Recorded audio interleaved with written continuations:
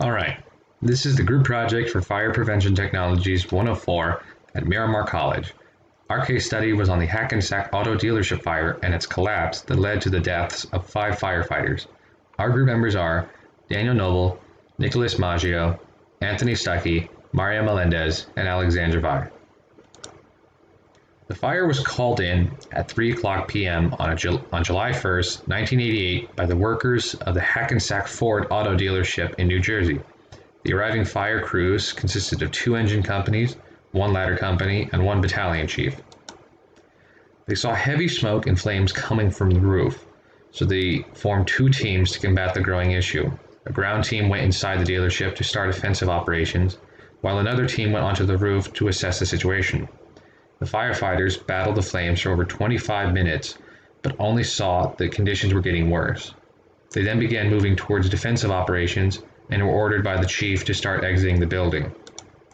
Unfortunately, from what the reports have said, not all of the firefighters on scene had radios, and the available channels for communication were flooded with multiple voices.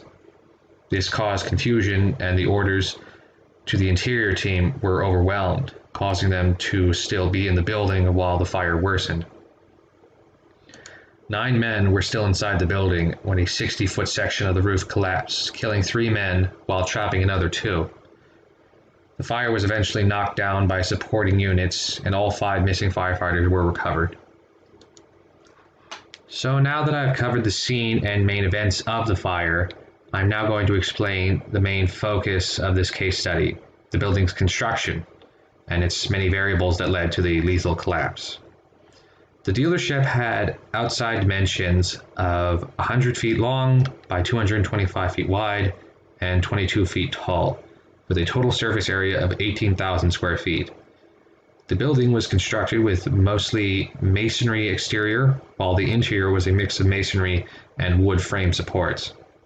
The majority of the dealership building was its service area, which covered about 10,000 square feet. It was a wide open area with a wooden ceiling that went about 14 feet high. Above that was an 8 to 9 foot tall storage area and was where the roof supports were. The supports were wooden bowstring trusses, a somewhat common and beneficial way of covering large open areas due to their strength and tension.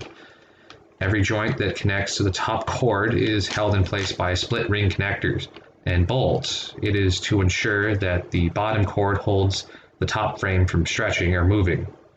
Unfortunately, its design, despite the benefits, comes with drawbacks. If the tension that holds down the top cord were to be broken, or if any of the diagonal support beams were to fail, the entire truss will fail, resulting in massive damages. As was the case of the dealership, bowstring trusses have a high probability of failure in fire conditions, which is why they are a rare construction feature used today. The roof of the building was another large contributor to the collapse during the fire. Apparently, in the reports, the dealership underwent renovations in 1971. The dealership's roof was altered to be made of a cementitious material over wire laths. It may have been changed to deal with snow or other weather conditions, but no clear reason could be found.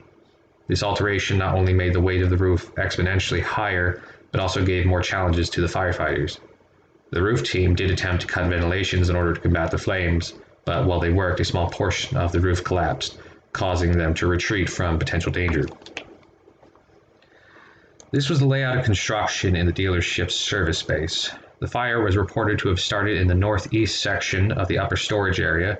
From there, it slowly burned and began weakening the supports of the ceiling and roof. The storage area was also where they kept tools and parts of auto machinery that weighed between dozens to hundreds of pounds. This weight in storage and materials, along with the added weight of the roof, and the fire slowly destroying the bowstring trusses, led to the 60-foot section of roof to collapse, which was estimated to weigh nearly 60 tons. The collapse of the roof led to the deaths of 3 firefighters immediately, while 2 others were trapped. They made their way into a closet made of masonry over here for safety and called for help. Unfortunately, while an attempt to rescue the men was made through this section here, the heat and intensity of the flames left the 2 men helpless. So what are some things to consider when working with a fire that involves bowstring truss supports? Well, first is to be extremely cautious with your risk analysis, carefully weighing the risk versus the benefit of placing firefighters inside or on one of these structures. Keeping the trusses and truss space cool to prevent collapse should be another high priority. Knocking down interior fires quickly to prevent heat and fire spread to the overhead truss area, and considering aiming large caliber streams into the overhead truss space, placing them around the exit doors and end walls. And establishing and enforcing collapse zones on all sides of the building, but particularly focusing at the walls on which the trusses are resting. A few more things to consider is if the decision is made to go defensive, make sure all personnel on the ground are aware of this and stay clear of the interior.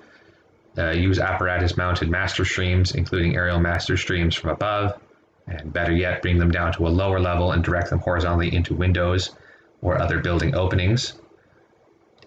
If personnel are on aerial devices operating over the building, they should expect roof collapse and sudden exposure to heat and or flames venting from the collapse of the building. Another important factor to consider was that a multitude of the firefighters during the initial response said that they had no training in dealing with the building's construction, the bowstring trusses being unfamiliar features to them. It was also noted that upon the initial survey, the roof trusses were incorrectly stated as being made of steel, causing the firefighters to believe they had more safety than they did. Fortunately, from this fire, a massive reformation swept through the firefighting community. It caused building construction to now be taken seriously as a major factor of fire emergencies. It also made them start being more aware of bowstring trusses and their unpredictable time limits in fires, unlike before when bowstring trusses and other supports were regarded with little concern. It also focused on treating more fires cautiously, showing that truss space fires should be dealt with defensively. Lastly, it made it mandatory that all firefighters become students of building construction, not only to be able to handle any fire situation, but also be knowledgeable to see false facades that hide hidden trusses and support features. Here are our sources, and that's it. Thank you.